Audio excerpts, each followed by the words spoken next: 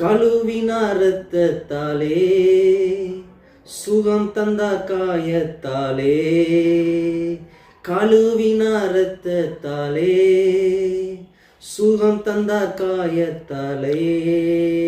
தேற்றினார் வசனத்தாலே, தேற்றினார் வசனத்தாலே.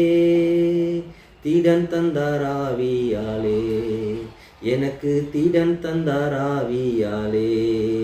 புதிய பாடல் பாடி பாடி இயேசு ராஜாவை கொண்டாடுவோம்.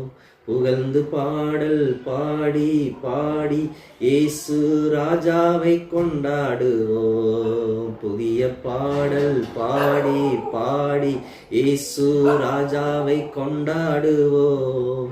புகழ்ந்து பாடல் பாடி பாடி இயேசு ராஜாவை கொண்டாடுவோம். லேவியராகமம் 17வது அதிகாரம் 11வது வசனத்திலே நம்முடைய ஆத்மாவை பாவ நிவர்த்தி செய்கிறது இரத்தமே என்று சொல்லி நாம் வாசிக்கிறோம். பாவத்தில் இருந்து நம்மளை விடுதலையாக்கும்படிக்கு அவர்தாமே சிலுவையிலே தம்மைத்தாமே அவர் ஒப்பு கொடுத்து சிலுவையிலே நமக்காக அந்த இரத்தத்தை, விலையேற பெற்ற குற்றமில்லாத அந்த மாசற்ற இரத்தத்தை நமக்காக அவர் சிந்தினார். ஆகவே இயேசு கிறிஸ்துவின் இரத்தத்தினால்தான் நமக்கு மீட்பு உண்டு. பாவ நிவர்த்தி அவருடைய இரத்தத்தில் மாத்திரம்தான் உண்டு. ஆகவே நம்முடைய ஆத்மாவை பாவ நிவர்த்தி செய்கிறது ஆண்டவராகிய இயேசு கிறிஸ்துவின் இரத்தம் மட்டுமே. மற்ற எந்த ஒரு இரத்தமும் நம்முடைய பாவத்தை நீக்கி நம்மளை ரட்சிக்க முடியாது, நம்மளை விடுதலையாக்க முடியாது. ஆகவே இயேசு கிறிஸ்துவை நாம் விசுவாசிப்போம், இயேசு கிறிஸ்துவை நாம் ஏற்றுக்கொள்வோம். இயேசு கிறிஸ்துவின் இரத்தத்திலே நமக்கு மீட்பு உண்டு.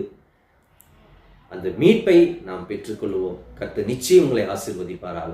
God bless.